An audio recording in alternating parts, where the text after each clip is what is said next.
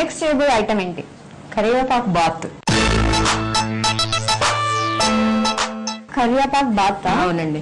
Okay, వెరైటీగా ఉంది ఇది కూడా. మరి దీనికి కావాల్సిన ఇంగ్రీడియంట్స్ చెప్పండి. అన్నము, కరివేపాకు, ఎండు కొబ్బరి, పల్లీలు, పచ్చి శనగపప్పు, నిమ్మరసం, నూనె, ఆవాలు, పసుపు, ఎండుమిర్చి, ధనియాలు, జీలకర్ర, ఉప్పు, పచ్చిమిర్చి ముక్కలు. ఓకే, కావాల్సిన పదార్థాలు చూసేసాం. మరి ప్రాసెస్ లోకి వెళ్ళిపోదామా? స్టవ్ వెలిగించుకొని బాన్ పెట్టుకుని వేడి చేసుకోవాలి. ఓకే,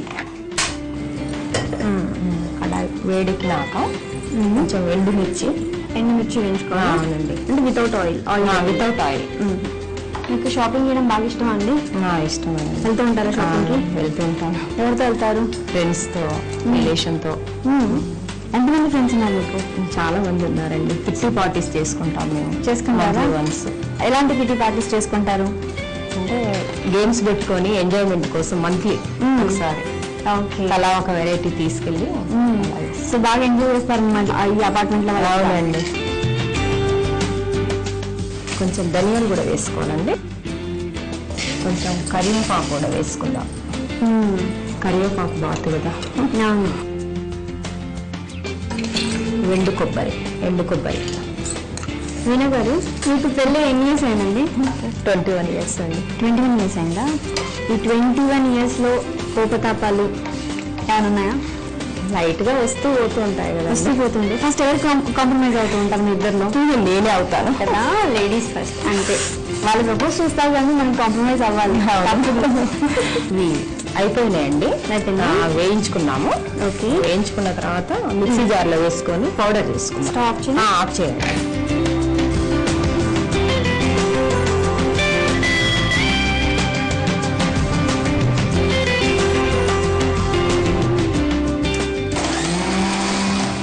కొంచెం సాల్ట్ కూడా వేసుకున్నాం అండి. సాల్ట్ కూడా వేసుకోవాలా? అవునండి. కొంచెం మిక్సీ చేసుకున్న తర్వాత కొంచెం పౌడర్ అయిపోయినాక వేసుకొని సరే మళ్ళీ మిక్సీ పెట్టాలి.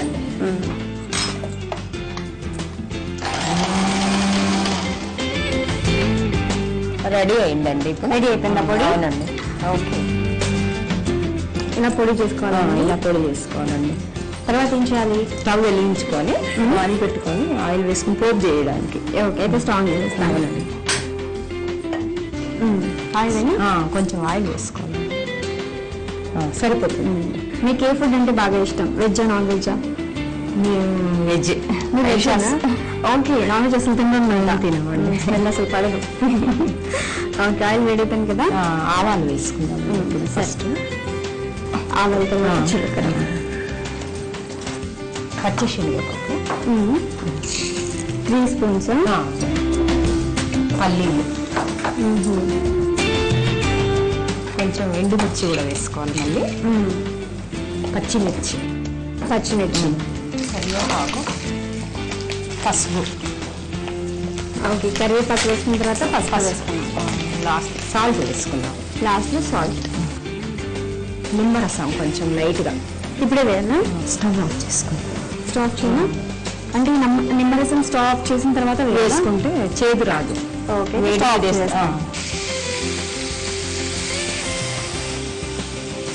నెక్స్ట్ ఏం చేయాలి? రైస్లోకి వేసుకున్నాము. ఓకే, రైస్ తీసుకున్నాము. నెక్స్ట్ ఏం చేయాలండి? కరివేపాకు పొడి చేసుకున్నాము కదండి, ఇందులో వేయాలి. ఫస్ట్ రైస్లో వేసుకోవాలి. ఓకే, ఒక 3 teaspoons వేయండి. చాలండి, సరిపోతుంది. ఇది కొంచెం కలుపుకున్నాక అంటే కరివేపాకు పొడి డైరెక్ట్గా అన్నంలోనే వేసి కలుపుకుంటున్నాం. వైట్ రైస్ అంతా కలర్ చేంజ్ అయిపోయింది. పోపు వేసుకున్నామా? ఇప్పుడు కలర్ఫుల్గా తయారైపోయింది. ఓకే, రెడీ అండి? రెడీ అండి. ఓకే, సర్వింగ్ ప్లేట్లో తీసుకున్నామా? గార్నిష్ చేసుకున్నాం.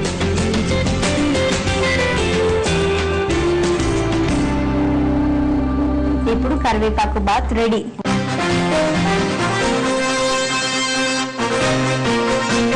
కరివేపాకు బాత్ రెడీ అయిపోయింది. మరి దీనికి కావలసిన పదార్థాలు తయారు చేసుకునే విధానం మరోసారి ఇప్పుడు చూద్దాం. కరివేపాకు బాత్ తయారు చేసుకోవడానికి కావలసిన పదార్థాలు: అన్నం, కరివేపాకు, ఎండు కొబ్బరి, నిమ్మరసం, నూనె, పసుపు, పచ్చిశనగపప్పు, ఆవాలు, జీలకర్ర, ఎండుమిర్చి, ధనియాలు, పల్లీలు, పచ్చిమిర్చి ముక్కలు, ఉప్పు.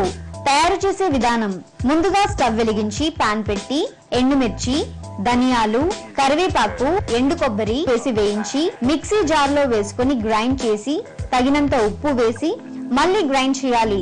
ఇప్పుడు స్టవ్ వెలిగించి పాన్ పెట్టి ఆయిల్ పోసి ఆయిల్ కాగాక ఆవాలు, జీలకర్ర, పచ్చిశనగపప్పు, పల్లీలు, ఎండుమిర్చి, పచ్చిమిర్చి చీలికలు, కరివేపాకు, పసుపు, తగినంత ఉప్పు వేసి పోపు వేగాక స్టవ్ ఆఫ్ చేసుకున్న తర్వాత నిమ్మరసం వేసి కలపాలి.